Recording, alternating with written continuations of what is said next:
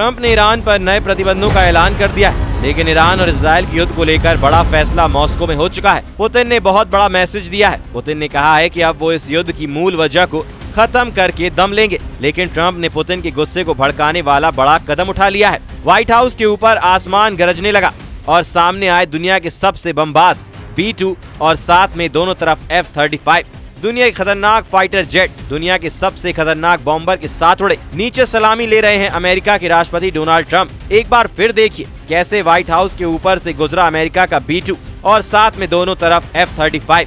अपने सबसे खतरनाक बमबाजों को सलाम करते हुए ट्रंप ने भी कहा, अमेरिका ही दुनिया का बॉस है, क्योंकि अमेरिका ने उनके 6 महीने के कार्यकाल में वो करके दिखाया है जो आज तक नहीं हुआ। अमेरिकी राष्ट्रपति डोनाल्ड ट्रंप का कहना है कि मेरे ख्याल से राष्ट्रपति के रूप में मेरे करीब 6 महीने सबसे कामयाब कहे जाएंगे। मुझे लगता है कि वो कह रहे हैं कि ये सबसे अच्छे 6 महीने थे। मैं जानता हूं कि वो पिछले 2 हफ्तों के बारे में कह रहे हैं कि जहां तक जीत का सवाल है, ऐसा पहले कभी नहीं हुआ। ये अमेरिका का स्वतंत्रता दिवस का जश्न है, जिसे ट्रंप ने अपनी फायर पावर दिखाकर मनाया, क्योंकि इन्हीं विमानों की धमक पर पूरे इजराइल और ईरान की युद्ध में दिखाई दी। लेकिन अमेरिका और इजराइल की जोड़ी को दहलाने के लिए बड़े मैसेज मॉस्को से आए हैं।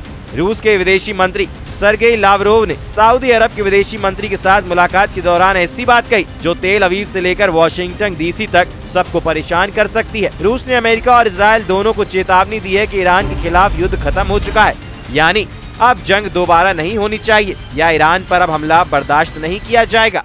उधर रूस के विदेश मंत्री सर्गेई लावरोव का दावा है कि हम अभी भी इस युद्ध के मुद्दे को अकेला नहीं छोड़ना चाहते, ताकि हालात फिर खराब ना हो। युद्ध करने वाली पार्टी अब भी पश्चिम एशिया में सक्रिय है। हम इजराइल के नेतृत्व का प्रतिनिधित्व करने वालों में से कई तरह की बातें सुन रहे हैं। मैं उम्मीद करता हूं कि यूरोप के देश जिन्होंने IAEA बोर्ड ऑफ के सत्र में बहुत जल्दी में ईरान विरोधी फैसलों को बढ़ावा दिया, जबकि इसकी जरूरत महसूस नहीं की जा रही थी, वो देश अपनी जिम्मेदारी को समझेंगे।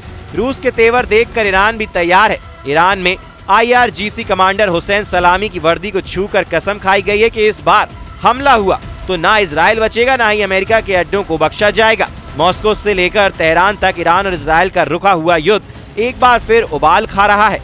ईरान के सेना अध्यक्ष अब्दुल रहीम मूसवी का कहना है कि अगर ईरान अपनी विनाशकारी ताकत दिखाएगा तो अमेरिका भी नेतन्याहू को नहीं बचा पाएगा। ईश्वर की कृपा है कि हम तैयार हैं। ईरान के लोग भी किसी भी साजिश को शुरुआत में ही कुचलने के लिए तैयार हैं। ईरान और इजराइल का युद्ध पूरी दुनिया ने देखा और सबको लगा कि यही तीसरी विश्व युद्ध का ट्रिगर पॉइंट है। अब पूरी दुनिया को 2 हिस्सों में बांटा जाएगा और एक खेमा दूसरे खेमे पर इतने बम बरसाएगा कि इसका अंत दुनिया के खात्मे के साथ होगा। सर्गेई लावरोव की अगली चेतावनी को समझिए, जो सीधे सीधे नेतन्याहू और डोनाल्ड ट्रंप को है। लावरोव यहाँ कहें कि पुतिन ने ट्रंप और नेतन्याहू को वॉर पार्टी करार दिया है। सर्गेई लावरोव ने कहा कि रूस पूरी तरह अलर्ट है, क्योंकि पश्चिम एशिया में वॉर पार्टी इस वक्त बहुत ज्यादा एक्टिव है। लावरोव ने वॉर पार्टी का जिक्र किया, यानी इशारा साफ साफ इजराइल और अमेरिका पर है। पुतिन के सबसे भरोसेमंद लीडर्स में से एक हैं सर्गेई लावरोव, और उनकी जुबान का मतलब है कि शब्द पुतिन के होते हैं, उसको आवाज देने वाले लावरोव होते हैं। ईरान और इजराइल के युद्ध में 12 दिन तक वो तबाही देखने को मिली है,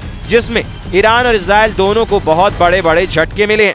रूस ने कहा है कि अब इजराइल की तरफ से जिस तरह की बातें सामने आ रही हैं, उससे साफ है कि युद्ध का खतरा टला नहीं है। अमेरिका और इजराइल के खिलाफ अब रूस खुलकर ईरान के समर्थन में आगे आ रहा है। रूस बता रहा है कि ईरान के खिलाफ एक अंतर्राष्ट्रीय साजिश रची गई और इस साजिश को लॉन्च करने में यूरोप के देशों ने अंतर्राष्ट्रीय परमाणु ऊर्जा एजेंसी को अपना जरिया बनाया। ईरान के खिलाफ अब इजराइल ने 13 जून को हमला किया था, तब उसने IAEA के प्रस्ताव को ही बहाना बनाया था और इसी को हथियार बनाकर ट्रंप ने भी अचानक बातचीत से पलटी मारी और इजराइल को पूरा समर्थन देने के साथ 22 जून को ईरान के परमाणु ठिकानों पर स्ट्राइक भी कर दी। 12 दिन के युद्ध यानी इजराइल के हमलों में ईरान को नुकसान तो बहुत ज्यादा हुआ, लेकिन इस जंग का फैसला अभी सीज फायर के साथ ही हुआ है, यानी ईरान और इजराइल दोनों अभी एक प्लेटफॉर्म पर हैं। बेशक जीत का ऐलान दोनों तरफ से किया जा रहा है।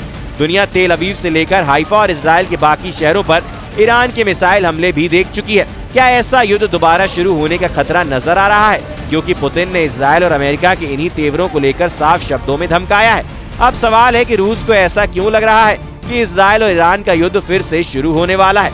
ईरान की सेना के चीफ ऑफ स्टाफ ने कहा कि उन्हें शक है कि इजराइल सीज फायर का उल्लंघन जरूर करेगा और उसके साथ ही हैरान रह जाएंगे। 12 दिन के युद्ध के दौरान इजराइल के हमलों में ईरान के 935 लोगों की जान गई। इनमें उसके कई सैन्य कमांडर और वैज्ञानिक भी शामिल थे। तेहरान में IRGC के कमांडरों की याद में एक साथ सभा हुई खास तौर से IRGC चीफ हुसैन सलामी को याद किया गया। ईरान की सेना अपने बड़े बड़े कमांडरों को खोने के बाद एक बार फिर से मजबूत दिखना चाहती है। इस बार ईरान की वार्निंग इजराइल के साथ साथ अमेरिका यानी डोनाल्ड ट्रंप को भी है और वार्निंग बहुत साफ है कि जिस तरह की मिसाइल वाली आतिशबाजी तेल अवीव और हाइफा ने देखी है, वैसे ही हमले खाड़ी में मौजूद इजराइल के सभी साथियों पर भी होंगे और इनमें ईरान इस बार कोई कोताही नहीं करेगा। ट्रंप भले ही अमेरिका का स्वतंत्रता दिवस मना रहे हो, लेकिन पुतिन का साथ मिलने के बाद ईरान के कमांडरों की वार्निंग को हल्के में लेना बड़ी गलती होगी। इजराइल के प्रधानमंत्री नेतन्याहू पहले ही कह चुके हैं कि उनके सामने एक दो नहीं बल्कि 7 फ्रंट हैं। इजराइल के सामने हमास फ्रंट भी खुला हुआ है। इजराइल के 23 बंधक अभी भी हमास के कब्जे में हैं और इजराइल के सामने लेबनान का फ्रंट भी है और यमन भी इजराइल को ललकार रहा है। ये यमन की राजधानी सना की तस्वीर है जिस पर अमेरिका और इजराइल का हमला किसी वक्त हो सकता है। ऐसी वार्निंग बार बार दी जा रही है, लेकिन यमन में इजराइल को सबक सिखाने की आवाज तेज होती जा रही है। राजधानी सना में हजारों लोग इकट्ठा हुए और गाजा पर बमबारी रोकने के लिए इजराइल को वार्निंग जारी की गई। साफ नजर आ रहा है कि गाजा को लेकर इजराइल ईरान से लेकर यमन कई मोर्चों के निशाने पर है, क्योंकि ईरान इजराइल का युद्ध बेशक रुक गया है, लेकिन गाजा पर इजराइल की बमबारी अब भी जारी है और इस बमबारी में 57,000 से ज्यादा लोगों की मौत हो चुकी है। गाजा के बचे कुचे अस्पतालों में घायलों का आना लगातार जारी है। गाजा के हालात बता रहे हैं कि असली लड़ाई तो अभी बाकी है, क्योंकि जून का महीना इजराइल की सेना के लिए भी बहुत खराब साबित हुआ है। इजराइल के कई सैनिक जून के महीने में ही मारे गए और जुलाई में भी उसके लिए खास यूनिस जैसे इलाकों में अच्छी खबर नहीं आ रही है। ऐसा इसलिए क्योंकि हमास के एंटी टैंक दस्ते भी अब एक्टिव हैं और उन्हें काबू में करने में इजराइल पूरी तरह नाकाम साबित हो रहा है। ऐसे में नेतन्याहू का फोकस फिर से ईरान पर नजर आ रहा है। अगर ऐसा होता है तो ईरान के साथ सीजफायर टूटने का खतरा बढ़ जाएगा।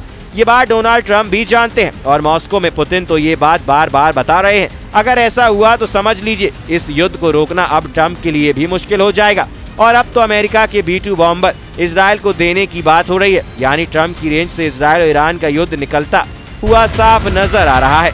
अगर ट्रंप अपना सबसे खतरनाक बॉम्बर इजराइल के हवाले कर देते हैं तो समझ लीजिए कि ईरान के लिए बचाना आसान नहीं होगा, क्योंकि फिर दैत्य रूपी ये बम वर्षक वहाँ बंकर बस्टर की बारिश करेगा जहाँ नेतन्याहू चाहते हैं।